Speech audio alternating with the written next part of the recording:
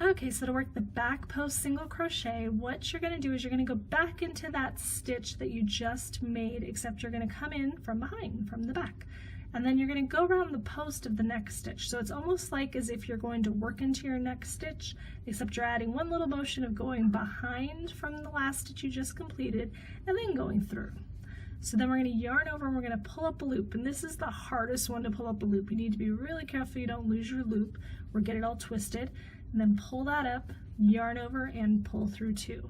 So that's nice and big now. If you want to do another one, just go back in that stitch you just came out of, go to your next one, yarn over, pull up your loop, yarn over, and pull through 2.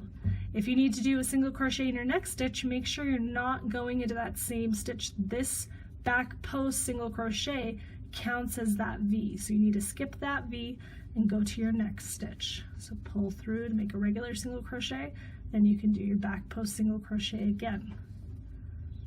Pull through and pull through 2.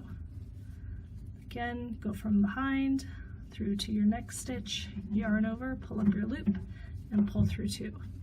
So that is the super fast stitch refresher. I'll show you the back side just in case you want to see it. In back post single crochet, if you need a much slower in-depth video, check out my back post single crochet video, and thank you for watching.